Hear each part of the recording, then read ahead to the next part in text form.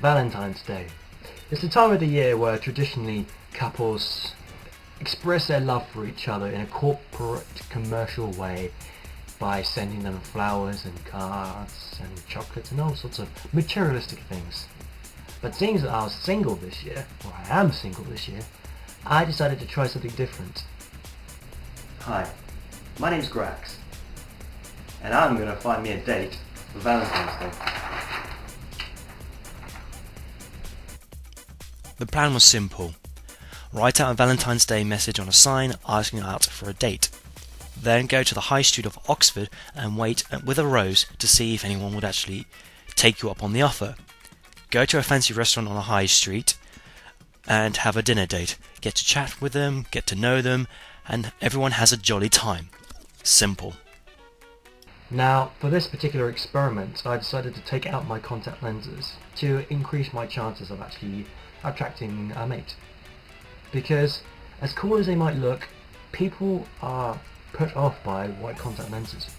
Don't know why. Now, I initially thought that the way it was going to pan out was be holding out there my sign like an idiot, everyone completely ignoring me, and my level of morale and interest would just slowly get lower and lower and lower to the point where I just couldn't be bothered anymore and I'd be gone, a mere empty failure shell of my former self. But then something strange happened.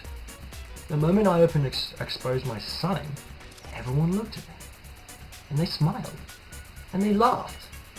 I mean, I expected them to get a few sad laughs because look at this idiot right here. But everyone, people were walking by, they looked at me and they smiled and they giggled and I smiled back. And I got various girls of different ages going, "Oh, how sweet." And I smiled back. People are even wanting to take photographs of me, even to the point of posing next to me for a picture. I was beginning to draw a crowd. I became an attraction.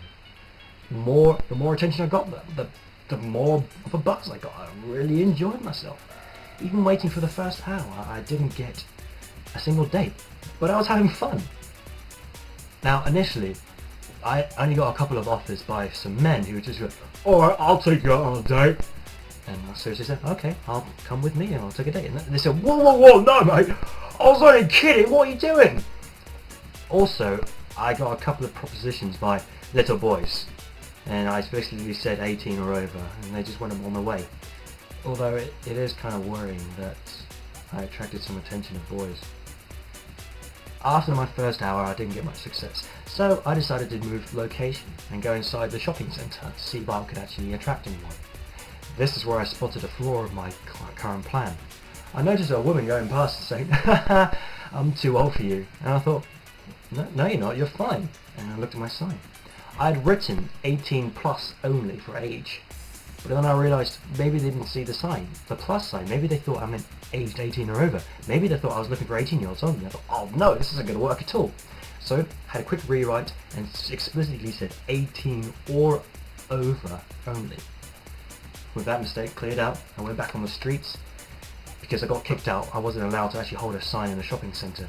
Don't know why. It's against the rules. So said the security guard. But after some perseverance, I got rewarded.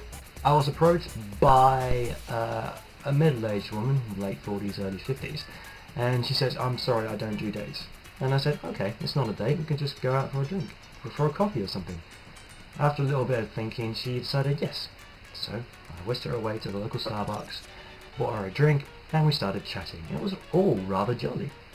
During our coffees, we talked about various subjects, including relationships that we've had, marriages that we've been through in terms of her marriages and the ones that I've experienced. Well, in terms of my family and my friends, not myself, because I'm not married. And other life experiences. And it was really interesting and fascinating to talk about this kind of subject. And I really enjoyed it. And she commented on how brave it was for actually doing something like this, which is crazy. Then after about an hour, we decided to part our ways, and she suggested I should go back in and try this experiment some more. And I agreed with her. So, I went back on the streets, pulled out my sign, put up the rose, and again I waited, with various people smiling, laughing, various comments, taking pictures. Whilst I was waiting around to see what happened, a Turkish woman took some interest to me or pity, depending on you look at it, and she presented me with a Valentine's card, which I thought was rather sweet of her. And then I got my second date. This time it was a 75-year-old woman who approached me saying, "What are you doing?" I said I was looking for a date. Politely asked her out, and she kind of said yes, but I got the impression that she didn't really know what was going on.